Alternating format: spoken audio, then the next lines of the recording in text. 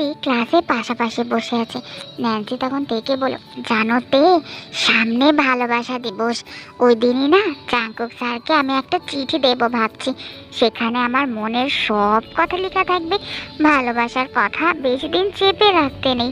অকারণে অজান্তে কেন যেন চমকে উঠল তে। ন্যান্সির কথা শুনে নিজের হাসি হাসি মুখটা মলিন হয়ে গেল। নিজের উপরই তার ভীষণ রাগ উঠল। মনে মনে ভাবল, জাঙ্কুক স্যারকে দেখে বুক কাঁপা, লজ্জায় মাটির সাথে মিশিয়ে যাওয়া, এসব কিছুই নিজের একটা বেহায়াপনা মনে হচ্ছে এখন। আমি তো শুরু থেকেই জানতাম ন্যান্সি জাঙ্কুক স্যারকে পছন্দ করে। ন্যান্সি কত যোগ্য মেয়ে, স্যারকে একবার প্রস্তাব দিলেই জাঙ্কুক স্যার রাজি হয়ে যাবে। আমি কি কারো পছন্দ করার মতো মেয়ে নাকি? আমার মতো গরিব মেয়েকে কোন ছেলেই বা পছন্দ করবে? আমি বা কেন জাঙ্কুক স্যারকে নিয়ে এত কিছু চিন্তা করতে গেলাম? তে ফোঁস করে শ্বাস ফেললো আর ঝেড়ে ফেলতে চাইলো তার মনে জাঙ্কুককে নিয়ে সকল ভাবনা চিন্তা। আবারও ভাবতে লাগলো, কিন্তু যতই মনকে বোঝাই না কেন, এই বেহায়া মন বারবার জাঙ্কুক স্যারের কথাই ভাবতে চায়। অপরদিকে জেনি বারবার ইয়োনোকে ফোন দেওয়ার পর ইয়োনো খুব বাধ্য হয়ে জেনির ফোনটা রিসিভ করলো। তখনই জেনি তাড়াতাড়ি করে বলল, ইয়োনো, অনেক দিন হয়েছে আমার মেয়ের সাথে কথা হয় না, লিসাকে একটু ফোন দাও না বাবা। ইয়োনো তখন বলল, আসলে আন্টি ও তো ঘুমিয়ে আছে, এত গভীর ঘুমে আছে, কিভাবে উঠাই বলেন। জেনি তখন বলল, ও আচ্ছা ঠিক আছে বাবা, তাহলে ও ঘুমাক, ও উঠলে আমাকে একবার ফোন দিতে বলো। ইয়োনো তখন বাধ্য হয়ে বলল, জি আন্টি, আমি বলবো। কথাটা বলে ইয়োনো জেনির মুখের উপরেই ফোনটা রেখে দিল। জেনি তখন মনে মনে ভাবলো, আমার মেয়েটা ভালো আছে তো? না জানি কেন জানি মনটা খুব খারাপ লাগছে। মনে হচ্ছে আমার মেয়েটা সেখানে ভালো নেই। কতবার ইয়োনোকে ফোন দিলাম, একটা বারও তো রিসিভ করলো না। আর যাও রিসিভ করলো, তাও বলছে লিজা নাকি ঘুমিয়ে আছে। কি জানি, মায়ের মন তো, তাই হয়তো একটু বেশি চিন্তা করছে মেয়েকে নিয়ে।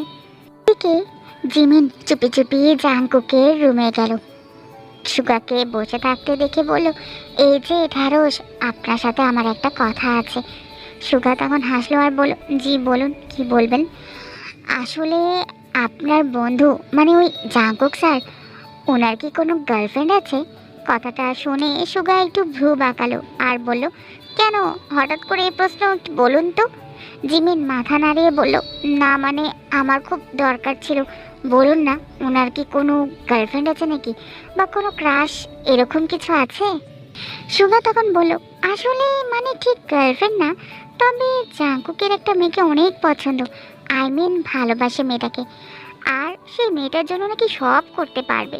আপনি জানেন, আকাশ থেকে যদি চাঁদের খণ্ড ছিঁড়ে আনা যেত, তাহলে হয়তো বা আমার বন্ধু সেটাই করতো।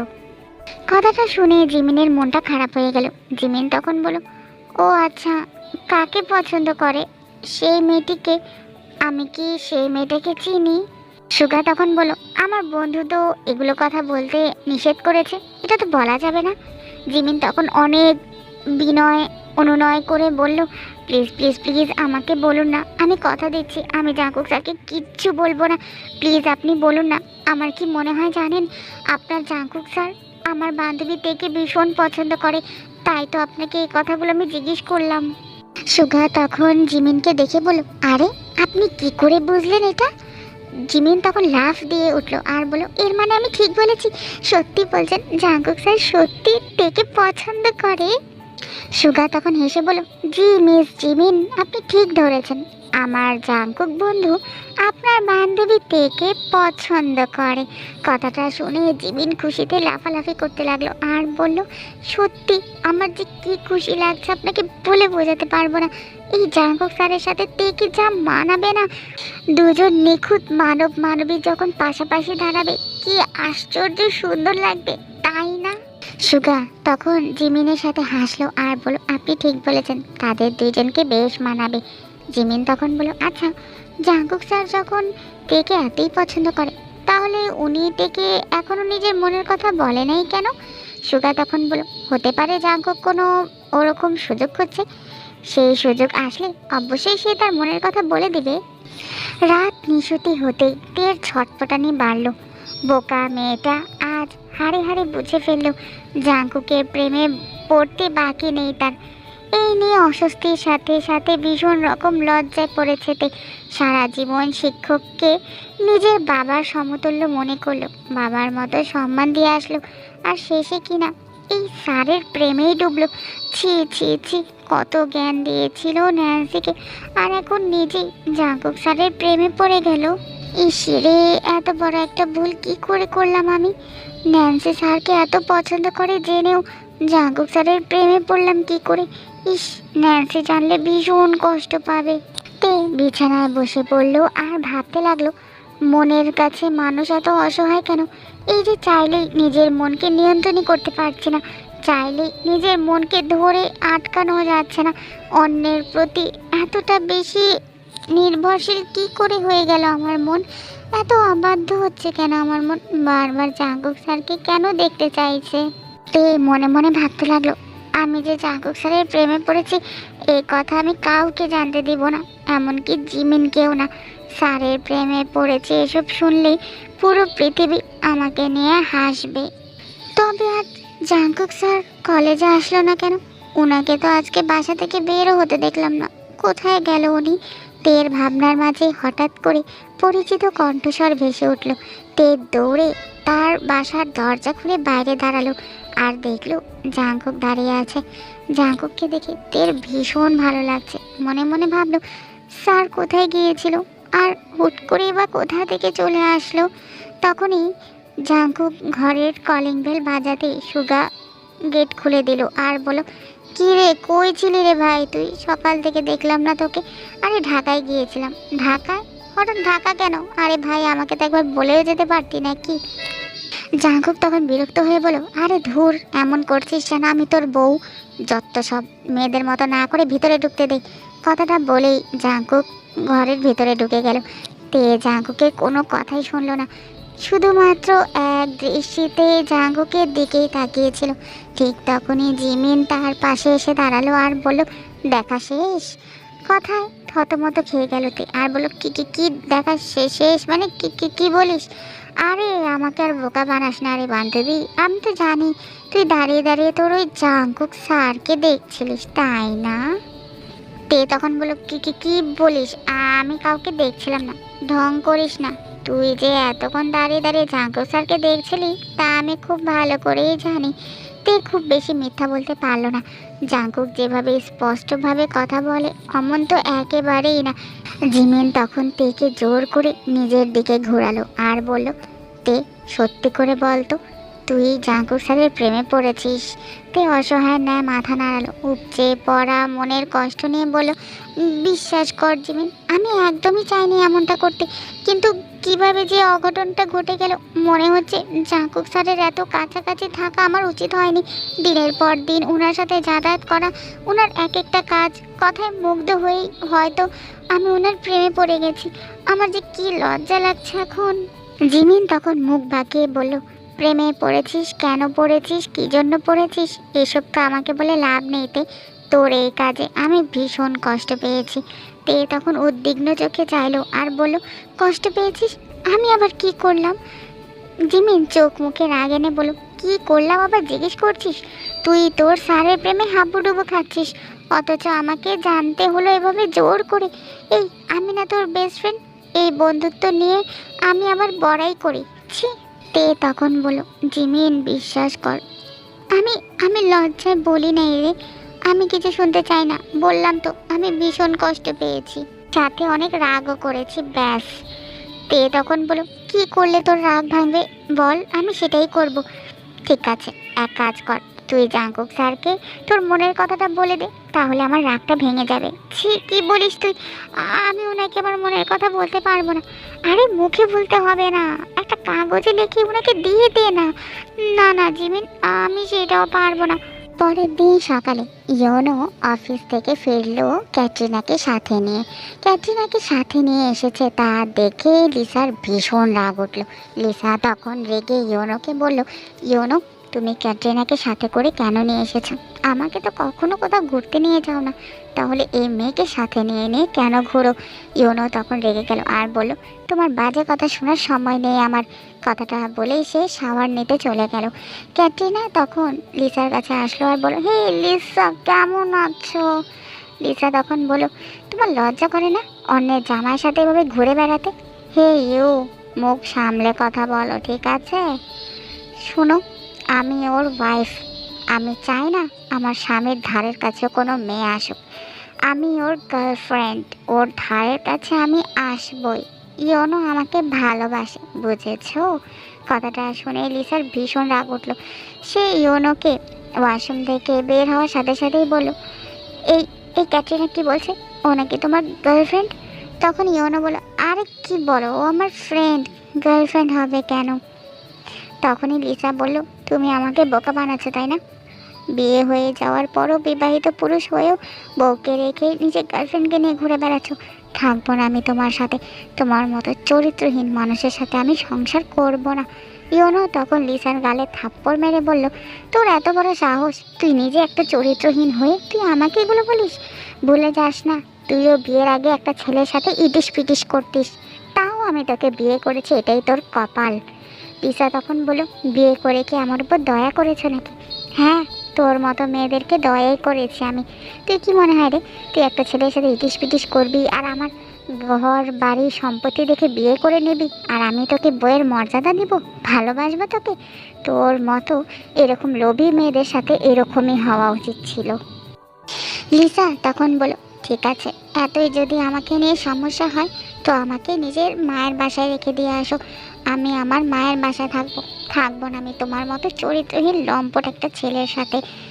ইওনো তখন বলো, ইস, বিদেশ থেকে দেশে যাওয়া কি মুখের কথা নাকি রে? কত টাকা লাগে তুই জানিস? এত টাকা কোথায় পাবো আমি? তোর বাপ তো এত টাকা দিয়ে বিয়ে দেয়নি, তোর বাপ তো একটা ফকির। লিসা তখন রেগে গেল আর বলো, আমার বাবাকে নিয়ে একটাও যদি বাজে কথা বলো ইওনো, আমার চেয়ে খারাপ আর কেউ হবে না। ইওনো তখন বলো, আচ্ছা ঠিক আছে, তুই যেতে চাস তো নিজের বাসায়, তো একটা শর্ত তোকে মানতে হবে। লিসা তখন বলো, আমি সব শর্তে রাজি আছি, কিন্তু আমি তোমার সাথে আর থাকবো না। ঠিক আছে, আমার কাছ থেকে যাওয়ার আগে এই ডিভোর্স পেপারে সাইন করে তোকে যেতে হবে। লিসা তখন বলো, তুমি আমাকে ডিভোর্স দিবে ইওনো? হ্যাঁ হ্যাঁ, তোর মতো এমন চরিত্রহীন মেয়েকে ডিভোর্স দেওয়াই উচিত। লিসা তখন কান্না করতে করতে বলে, আমি যা কিছু করেছি সব বিয়ের আগে করেছি। বিয়ের পরে আমি তোমাকে ছাড়া অন্য কোনো ছেলের দিকে ফিরেও তাকাইনি। আমি আমি ওই সুখার সাথে আজ পর্যন্ত কোনো কথাও বলিনি। আমি ওকে বলে শুধু তোমার সাথে সংসার করতে চেয়েছিলাম ইওনো। ইওনো তখন বলো, বেশি ন্যাকা কান্না করবি না আমার সামনে, যা এখান থেকে। লিসা তখন তার রুমে গিয়ে দেয়ালে পিঠ থেকে কান্না করতে লাগলো আর ভাবতে লাগলো, আমি যা করেছি তার ফল আমি পাচ্ছি।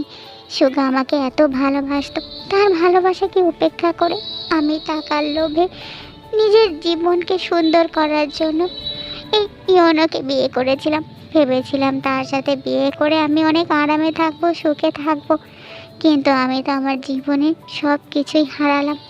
আচ্ছা, সুগা কি এখনো আমার জন্য অপেক্ষা করে? এখনো কি ছেলেটা আমাকে মনে করে? আজ ছুটির দিন। জিমিনের মা রোজ আজ তার বান্ধবীর বাসায় বেড়াতে গিয়েছে। এদিকে বাসায় তে আর জিমিন একা। তে আর জিমিন তখন প্ল্যানিং করলো তারা তারা ট্রুথ অর ডেয়ার খেলবে। তখনই তারা চিন্তা করলো দুইজনের একসাথে খেললে তো মজা হবে না, তাই তারা জাঙ্কুক আর সুগাকেও তাদের সাথে খেলতে বলল। সবাই একসাথে মিলে খেলছিল। তখনই তের পালা আসলো। তখনই জিমিন তেকে বলো, আচ্ছা তে, তুই ট্রুথ নিবি নাকি ডেয়ার? তখনই তে বলো, আমি ট্রুথ নিব। জিমিন তখন বলো, আচ্ছা তে, এমন কোন জিনিস আছে যা পেলে তুই নিজেকে সবচেয়ে বেশি সুখী মনে করবি? তে তখন ছোট্ট করে ঢোক গিলে বলো, একটা বাড়ি। জাঙ্কুক ভ্রু বাঁকিয়ে তের দিকে তাকালো আর বলো, বাড়ি? জিমিন নিজেও বেশ অবাক হলো, এরকম কিছু তের মুখেও কোনো দিনও শোনেনি।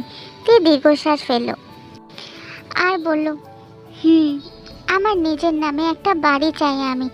রাজপ্রাসাদ নয়, একটা ছোট্ট বাড়ি, খড়কুটোর চাল কিংবা মাটির বেড়া, কিছু একটা হলেই চলবে, কিন্তু বাড়িটা হবে আমার নামে, একদম আমার নিজের, যেখান থেকে কেউ আমাকে ইচ্ছে হলেই চলে যেতে বলবে না, যখন তখন ঘাড় ধাক্কা দিয়ে বের করার ভয় দেখাবে না, যেখানে 3 বেলা খেয়ে পড়ে বাঁচার খোটা শুনতে হবে না, উঠতে বসতে শুনতে হবে না।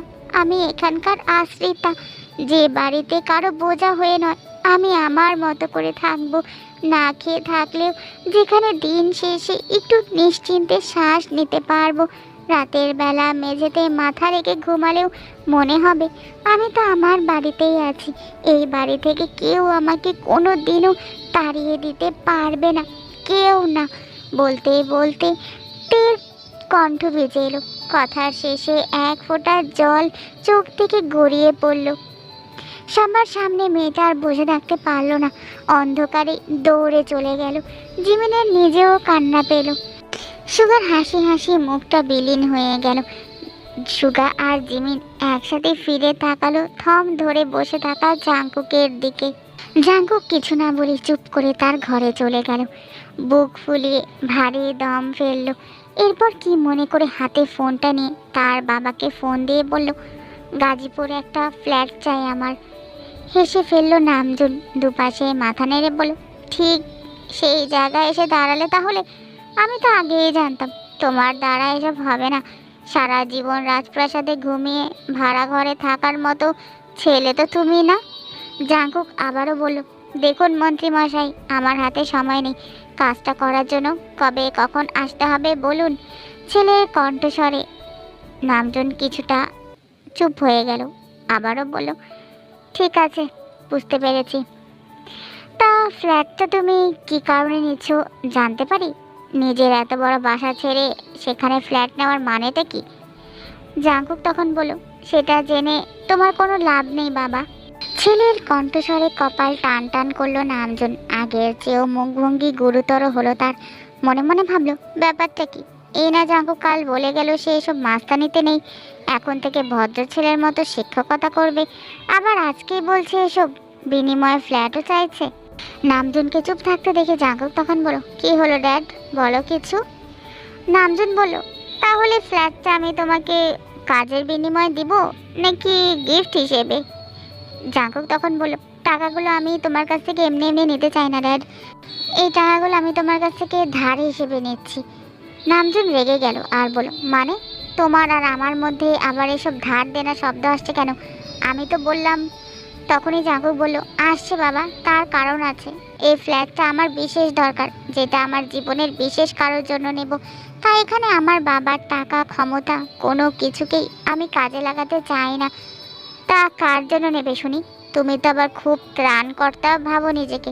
তা তোমার কোন বিপদে পড়ে যাওয়া বন্ধুকে তুমি এই ফ্ল্যাটটা দিতে চাচ্ছ? জাঙ্কুক তখন তার বাবার মুখের উপর বলল, সেসব তো তোমার জানা দরকার নেই বাবা। তুমি আমাকে টাকা লোন হিসেবে দিচ্ছ, আমি সেটা শোধও করে দেব। তাহলে টাকা আমি কোথায় খরচ করব সেটা জেনে তোমার খুব একটা লাভ হবে না। নামজন আবারও বলল, তা কিভাবে দেবে শুনি? তোমার ওই বেতন দিয়ে? এই অল্প টাকার বেতন দিয়ে তুমি এত লাখ লাখ টাকার একটা ফ্ল্যাটের দাম কিভাবে চুকাবে? সেটা তোমার ভাবতে হবে না বাবা। দরকার পড়লে দিন রাত মেহনত করব, বাড়তি পরিশ্রম করব, তাও তোমার এই ফ্ল্যাটের টাকা আমি দিয়ে দেব। কারো হাতের স্পর্শে মাথা তুলে তাকালো তে। মাথা উঁচা করে দেখলো জিমিন তার সামনে দাঁড়িয়ে আছে। জিমিন তখন তেকে বলল, তোর এত কষ্ট, কই কখনো আমাকে বলিস নাই তো কিছু। তে তখন হেসে বলল, কিসের কষ্ট? বেশি ঢং করলে একটা চড় খাবি। ওই যে ওই সময় বললি তোর একটা বাড়ি লাগবে।